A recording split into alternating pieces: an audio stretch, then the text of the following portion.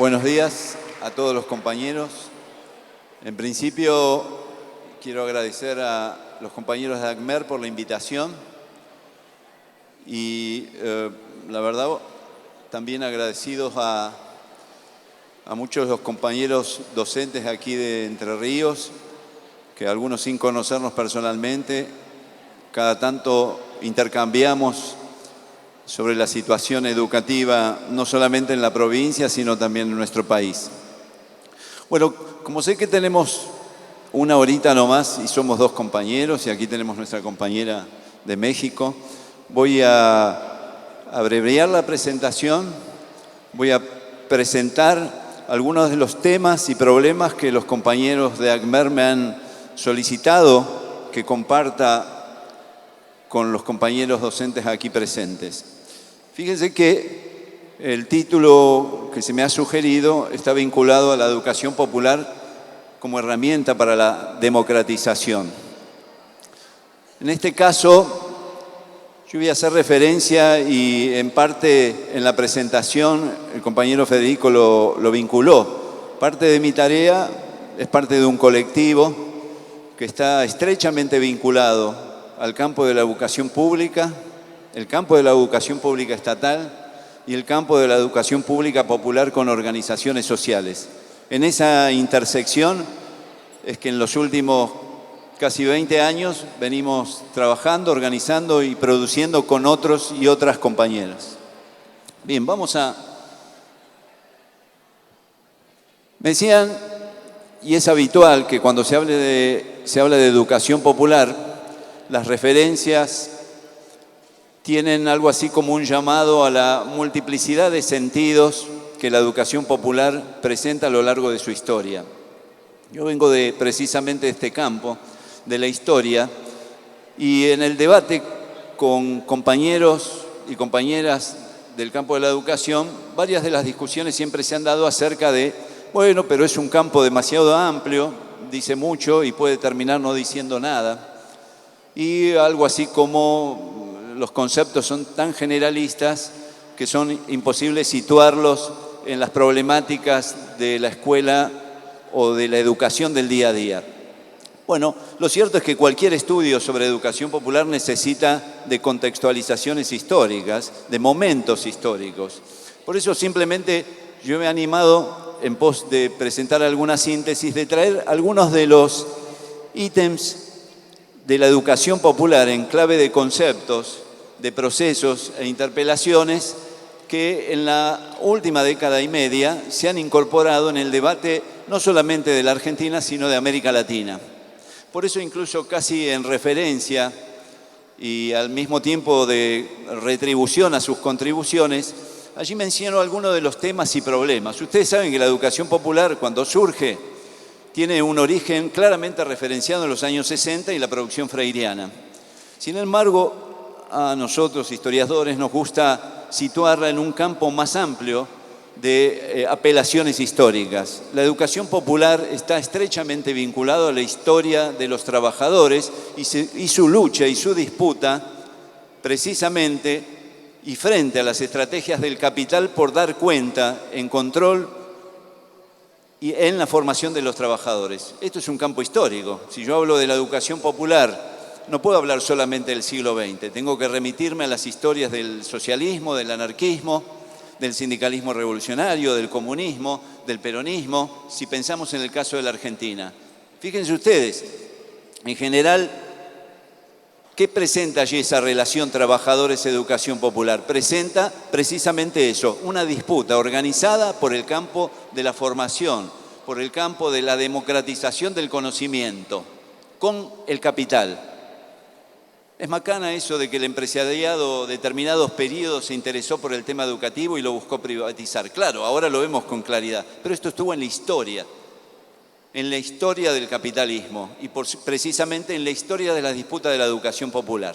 Dicho esta salvedad, casi por exigencia de profesión, diría que los aspectos que ustedes tienen aquí atrás y que planteamos como de rediscusión y renovación de la educación popular son bien interesantes. Hay toda una dimensión que ya solo en las pocas palabras que cruzamos con la compañera, ella le va a incorporar en la clave de la interculturalidad. Pero ustedes van a ver aquí que estoy haciendo referencia incluso a 2 o 3 autores latinoamericanos. Uno es el caso de Alfonso Torres Carrillo, de Colombia. Él tiene varios trabajos que ha buscado recopilar la actualización de la educación popular, centrada en qué? Que sobre todo a partir del 2001 hubo una reactualización. Y plantea esta línea de la educación popular en varias dimensiones. La educación popular en el campo de la docencia, de la enseñanza-aprendizaje, tal vez el más reconocido por nosotros, sobre todo en los procesos históricos alfabetizadores, el de las técnicas de participación que fueron incorporadas con metodología y vínculo con muchas disciplinas, no solamente en el campo educativo, y el campo de la investigación. Alfonso Torres en particular rescata toda la línea de investigación, acción participativa del colombiano Falsborda y lo liga precisamente a la historia y los intereses por la formación de un conocimiento vinculado a los intereses populares. El otro tema, es decir, además de la incorporación de dimensiones que no estaban tradicionalmente vinculadas, pensemos que la alfabetización, ¿cuándo gana territorio? La educación popular junto a la alfabetización de jóvenes y adultos. Estas otras dimensiones ganan terreno en los años 80, 90 y en el post-2001. La otra referencia que tenía ganas de hacer aquí es del compañero y referente Carlos Rodríguez Brandao. Carlos, junto a Moacir Gadotti y Paulo Freire, son una tríade allí en Brasil vinculada a la etapa fundacional de la educación popular. Carlos Rodríguez Brandao está recurrentemente viniendo en los últimos años a la Argentina y hemos compartido varias experiencias y sobre todo enseñanzas con él. Allí él toma y retoma tal vez lo que yo diría son las metas centrales y fundacionales de la educación popular. ¿Qué es lo que le da sentido y actualidad? Que es la educación popular en la formación de sujetos políticos, la educación popular con metas liberadoras, emancipadoras. En general uno dice, bueno, sobre todo en parte de la Academia de Brasil, la educación popular con sus metas, si se quiere, libertarias, podría revisar algunos de sus conceptos y actualizaciones. ¿Por qué no pierde vigencia el concepto de educación popular? Porque interpela allí donde el sistema capitalista excluye más que nunca, precisamente en los procesos de desigualdad y expulsión. ¿Por qué la educación popular dejaría de tener vigencia si su origen precisamente nació en la interpelación de la desigualdad, la apelación y la reivindicación de los oprimidos? ¿O acaso no estamos en sistemas educativos regionales y globalizados donde la expulsión de jóvenes y adultos, la explotación de los trabajadores es cada vez mayor? ¿Por qué debería perder vigencia? ¿Por qué deberíamos cambiar la nominación, sabiendo que la nominación interpela, cuestiona e incomoda? En ese sentido, la educación popular, la educación pública y popular, como nos gusta decir a muchos de nosotros, adquiere sentido y significatividad política e interpelación formativa, epistemológica y también de organización didáctica, en la escuela y fuera de la escuela. Eso tenemos que agradecérselo también a los debates provocadores de Carlos Rodríguez Brandao y Moacir Gadotti. Y por último, en alguna de las referencias, porque como ustedes imaginan, plantea una pequeña selección para problematizar también en lo que está más cerca de nuestras cotidianidades, que es nuestro trabajo en la escuela, en los terciarios, en la universidad.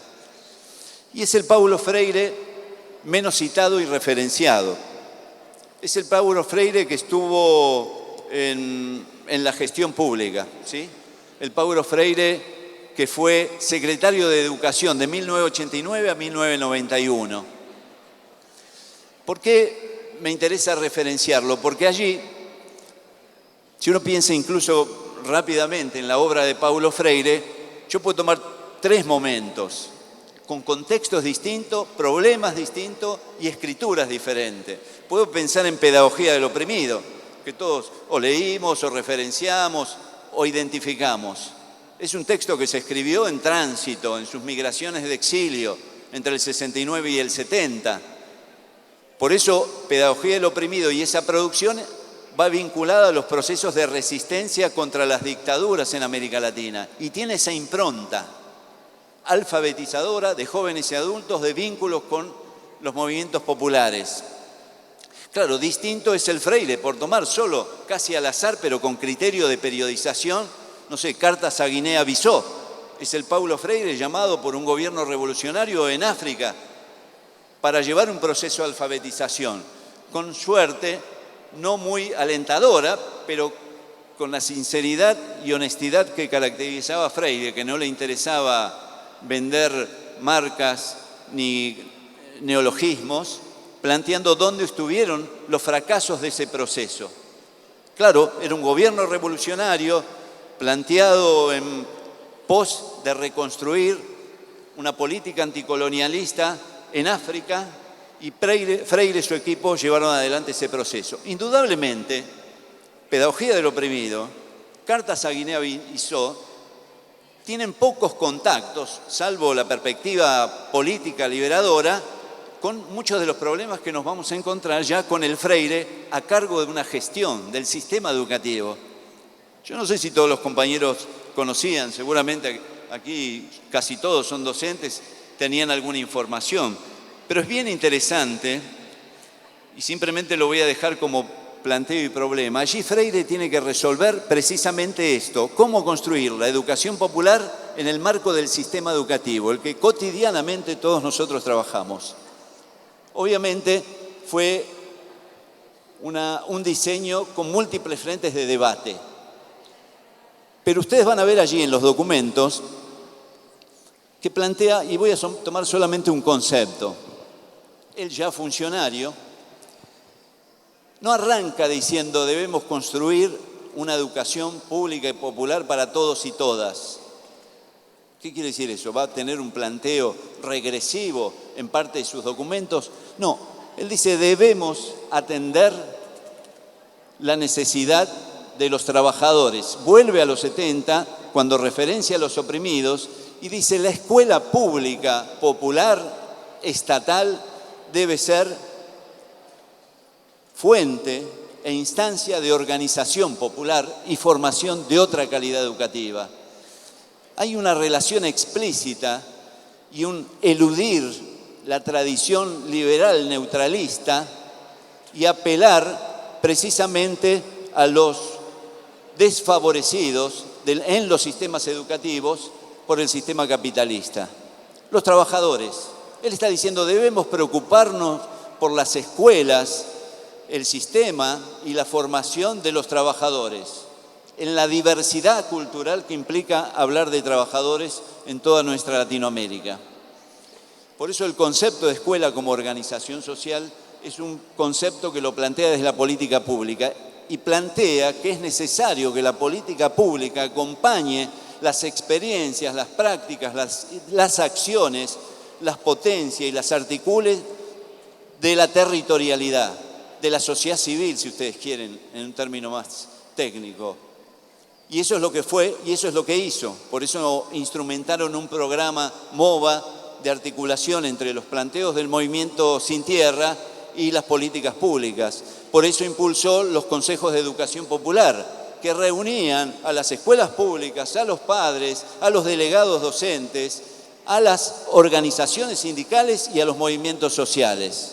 Una experiencia interesante para revisar, sobre todo en clave de documentos de Estado, porque en muchos casos nos ha pasado que intelectuales, compañeros, progresistas, radicalizados, que cuando llegan a la gestión pública se vuelven neutrales, se vuelven pasteurizados. Por eso es interesante revisar ese Paulo Freire, ¿sí?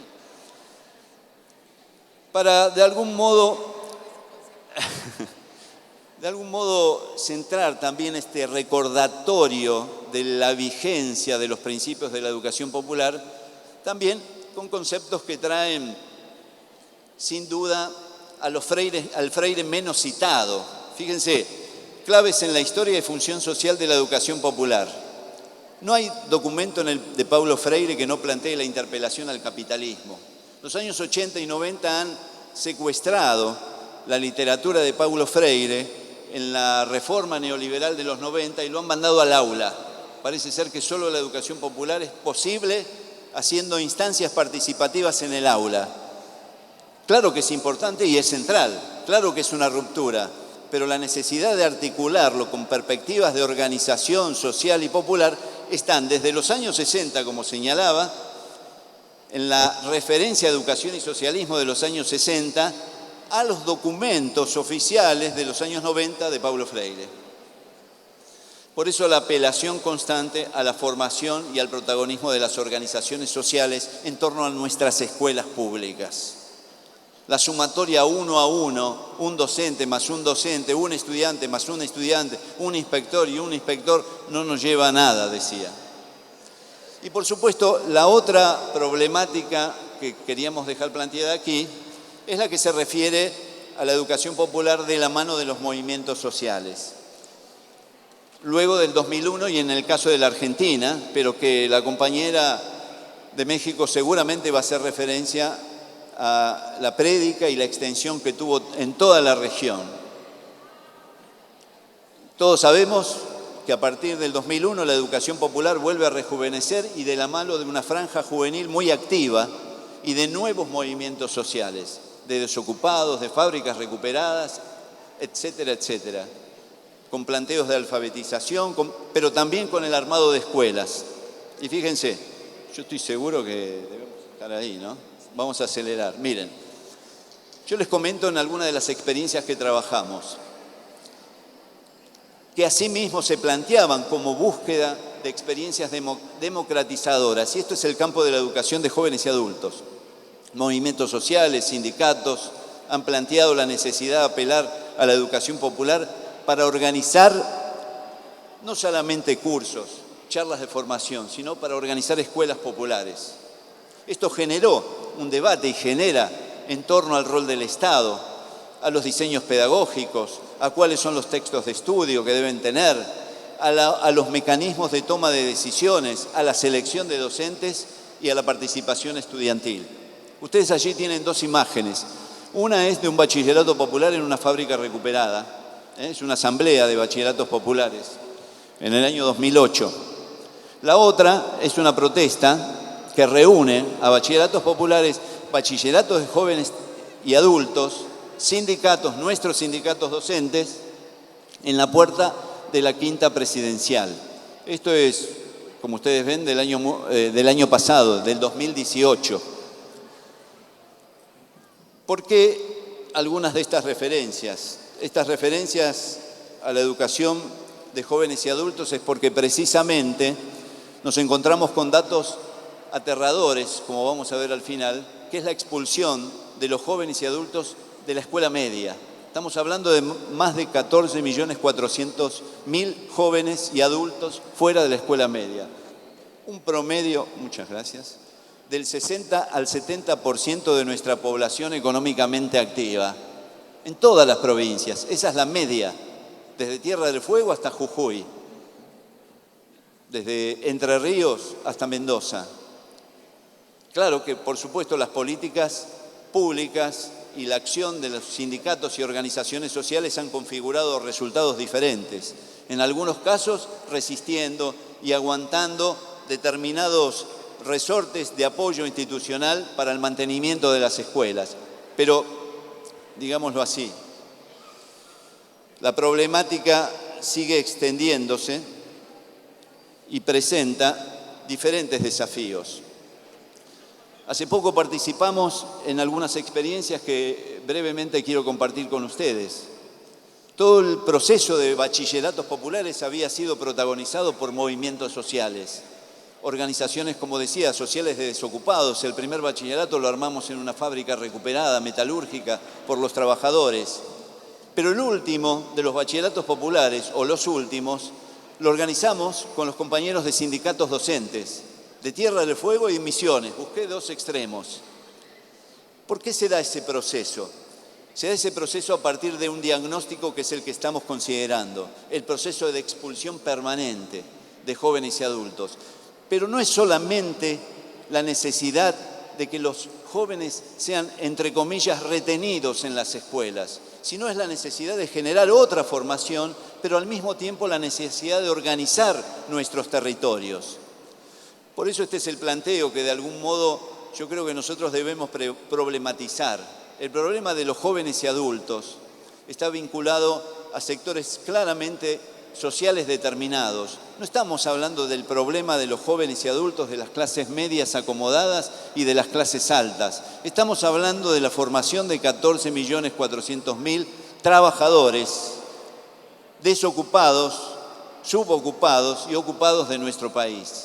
Es un tema de clase, pero en clave, por supuesto, de la diversidad que implica la clase. De esto sabe mucho más la compañera y va a hacer referencia a esa problematización. Por eso a nosotros nos parece que es importante que desde nuestros sindicatos tengamos este debate. Algunas de estas experiencias implicaron, por ejemplo, en el caso de Tierra del Fuego, menciono, la creación de 5 bachilleratos populares, con el sindicato a la cabeza. El Estado de Río Grande, que estaba en conflicto con la gobernación, pero dadas las circunstancias de coyuntura ahora, vaya a saber cómo se colocan, terminó apoyando esa propuesta. Se crearon 5 bachilleratos populares en la ciudad de Río Grande. Se van a abrir 2 en Tolwyn y existen 3 bachilleratos populares de jóvenes y adultos abiertos en una de las fábricas recuperadas, la ex Aurora Grundig metalúrgica, en Ushuaia. Ustedes tienen 3 imágenes. La de la derecha, la que parece un edificio más prolijo, organizado, vendría a ser aquí, es de Tierra del Fuego. Allí tiene la infraestructura del Estado, los recursos públicos del Estado, un sector del Estado que apoyó la iniciativa. Las otras iniciativas pertenecen a Misiones, la ciudad de Monte Carlo, allí también nuestro gremio, el Movimiento Pedagógico de Liberación, un sindicato que plantea la territorialidad, un sindicato que está en la lucha como muchos de nosotros en nuestros propios sindicatos, que plantea el reclamo de la sindicalización para los trabajadores de la educación popular, así como lo hemos nosotros hecho con UTE y la CETERA en Capital. En Misiones se combinan varias problemáticas. Obviamente, la mayoría, los 75% de jóvenes y adultos son trabajadores, la mayoría peones rurales, tareferos. Allí se armaron escuelas. El Movimiento Pedagógico de Liberación organizó escuelas de formación y escuelas de jóvenes y adultos. El Estado se muestra remiso al reconocimiento, pero finalmente lo hace. Pero a su vez colaboró con los compañeros tareferos a organizar un gremio de los peones rurales. Son más de 1.300 escuelas, de 1.300 hectáreas ocupadas por los tareferos y los docentes. Los docentes ocupando tierras, más de 1.300 hectáreas, efectivamente, armando escuelas populares, planteando la organización social y la organización popular, e incorporando uno de los sectores más raleados de la comunidad misionera, que son los indígenas guaraníes, que recién a partir del armado de este diseño de la organización sindical más territorialidad, comienzan a reclamar por sus propias especificidades, por la tierra y por su propia educación. Algunos de los temas y problemas, pero simplemente para pasar rápidamente, no solamente el problema es del armado de la escuela, de la creación de las escuelas, de qué formación nos damos, de quién decide los diseños curriculares y cómo nos formamos en el campo de la educación de jóvenes y adultos, en nuestras escuelas públicas y populares. También tenemos un problema con los materiales, con los textos, con los libros de textos, ¿sí? No sé cuántos conocen libros de textos para la educación de jóvenes y adultos. Yo no lo encontré, y miren que ya tengo unos cuantos años. ¿Por qué no hay libros de textos de la educación de jóvenes y adultos? La respuesta de las editoriales es la siguiente: reconocen la necesidad, porque hay una especificidad, como me decía una compañera aquí de Paraná, de ACMER. Sabemos que la educación de jóvenes y adultos tiene una especificidad. No es lo mismo los libros para los niños o adolescentes de la escuela secundaria. ¿Por qué no existen? Las editoriales lo reconocen, pero son editoriales donde plantean que la educación de adultos no es rentable, por eso no los editan. Ni Santillana, ni incluso Aike, asumida allí por corporaciones multinacionales, ni hablar lo que ocurre en otros países, Chile, Brasil, directamente allí ingresan en los diseños curriculares las empresas privadas. Por eso nosotros tenemos que impulsar sistemáticamente. Está bárbara los fotocopias, los armados que podemos hacer, pero tenemos que reivindicar una cultura del libro. ¿Por qué va a haber una escuela distinta para los compañeros trabajadores, para los pobres? Y escuelas con computadoras, con libros de texto. Yo sé que hay realidades en cada provincia y ciudad de nuestro país distinta. Bienvenidos si están mejor, pero tenemos la generalidad que marca lo contrario. Por eso no queríamos dejar pasar esa problemática. Y no queríamos dejar pasar la problemática y la iniciativa de compañeros de cooperativas que han impulsado precisamente libros de texto de jóvenes y adultos, con cooperativas, con la participación desde abajo de sus docentes en la elaboración. Creemos que es una iniciativa que es necesario debatir y promover entre los compañeros. En homenaje en la tapa a Paulo Freire, claro. Por eso, para terminar, dejo un par de interrogantes sobre el campo específico de la educación popular de jóvenes y adultos. Nosotros decimos que las políticas públicas hasta la fecha no le han otorgado centralidad a las problemáticas de este sector. Se lo toma como si fuera periférico, marginal, ¿sí?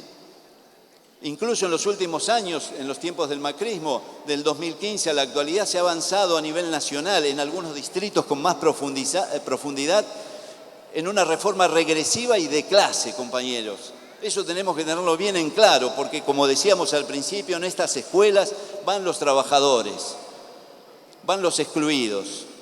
Y estamos hablando de un 70% de esa población. Entonces, el interrogante que de algún modo yo dejo planteado aquí a los compañeros y compañeras es ¿qué alternativas planteamos desde nuestros sindicatos docentes, de las organizaciones sociales, sobre estos procesos que excluye de las escuelas medias a más de 14 millones de jóvenes y adultos de la Argentina? Estos valores, como decía, representan más del 70% de los jóvenes trabajadores de nuestro país. Es interesante que nosotros referenciemos esto en las recientes investigaciones, porque son ellas las que dan esto está basado en los censos oficiales, no son conclusiones ensayísticas de nuestras organizaciones y sindicatos. Así que bueno, les agradezco mucho la atención y seguramente intercambiaremos luego de las presentaciones. Muchas gracias, compañeros.